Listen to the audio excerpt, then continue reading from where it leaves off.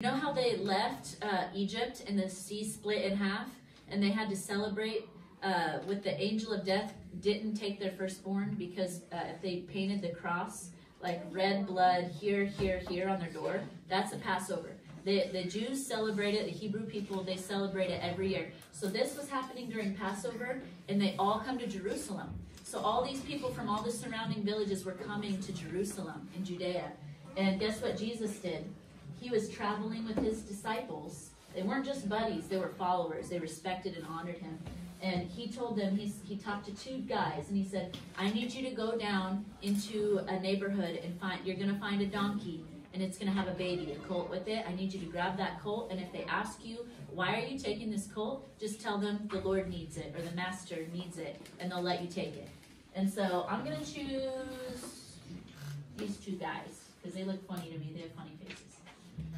These are going to be my two guys that take the donkey. Go on to the next scene here. So they go into the neighborhood. They look confused. Yeah, well, it's because they weren't going to let him take the donkey. And they also look frightened.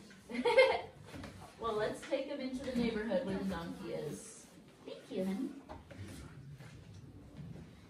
So imagine you're going into a Middle Eastern town. You can hear people playing instruments. You can smell the smells. And they walk in and they're like, do you see any donkeys? And he's like, no, do you see any donkey? And put him in front of his house. And these belong to this guy here. He doesn't have a name, he's just a guy. And so these two disciples walk up and they're like, look, just like Jesus said, a donkey with a baby. And they start to untie it. And he comes out of his house, that's like someone taking your car. And he's like, hey, what you untying my coat for? And all they say is, the Lord has need of it. And he goes, okay, and he lets them take it. So they go on, and they took off their jackets, and they put it over the baby donkey for Jesus to sit on it.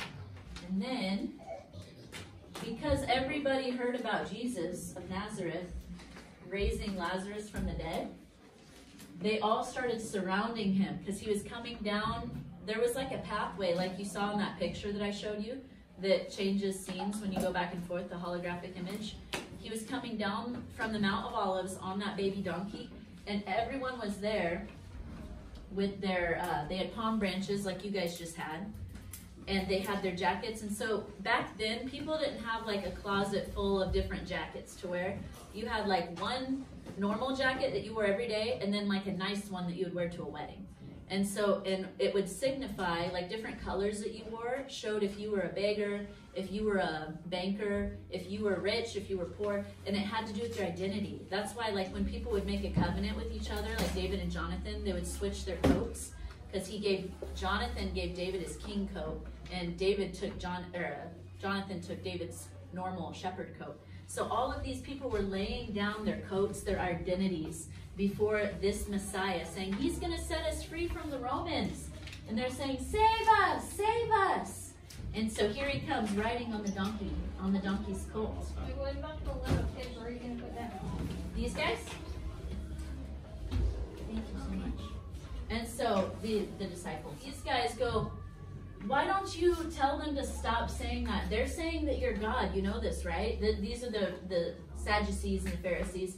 And he told them, because this is a short story, we're leading into Easter, and he said, if I tell them to stop, there's like a vibration and frequency that makes up all matter, subatomic matter. He said, if I tell these guys to not praise me, even the rocks are going to cry out and praise me. That's how he knows. He said, because he's the creator of every rock. We're made out of dust, like from dust to dust. Like when your body decomposes, you become one with the dirt. It's because God formed Adam out of the dirt and then breathed into his nostrils his breath of life. His what's that? What's the word for breath of life from God's nostrils? Ruach. His ruach. He blew into the dust and he became an animated man, and just like God, in God's image. And so he said, even the rocks are going to cry out and praise me if I tell them to be silent. And that's the end of our story today. And you'll find out more next week. Awesome.